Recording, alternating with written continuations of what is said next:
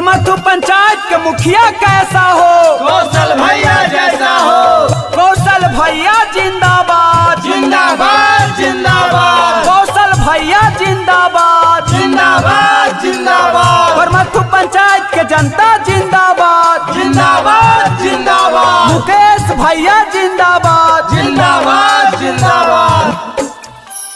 अगे माई हमारो कौशल भैया गारी बन के सनम गे माई कोरमथु पंचायत में सुनल ही आई बहुत न करन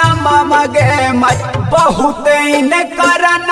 मगे माई बहुत न करन मगे अगे हमारो कौशल भैया गारी बन के सनम गे माई कोरमथु पंचायत में सुनल ही बहुत न करन मगे माई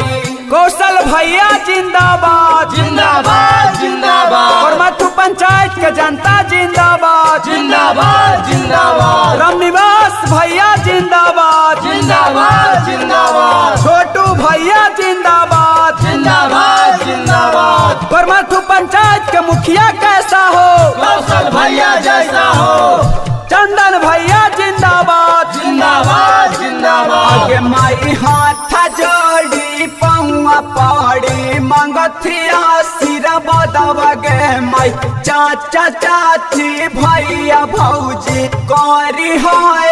बदवा गे माई देख के सिर बदवा गे माई देख के सिर बदवा गे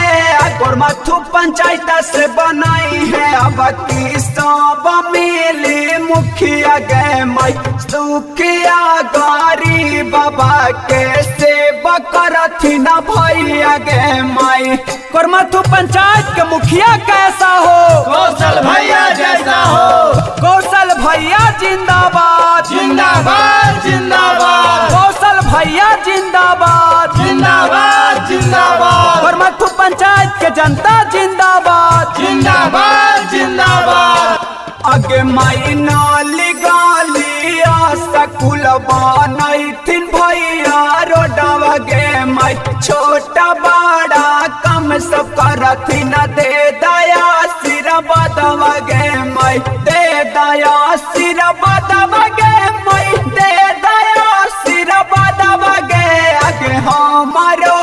टुआ भैया गारी बन के सनम गे माई कोरमथु पंचायत में सुनल ही आई बहुत न करन मगे माई कोरमथु पंचायत के मुखिया कैसा हो, कौशल भैया जैसा हो। कौशल भैया जिंदाबाद जिंदाबाद जिंदाबाद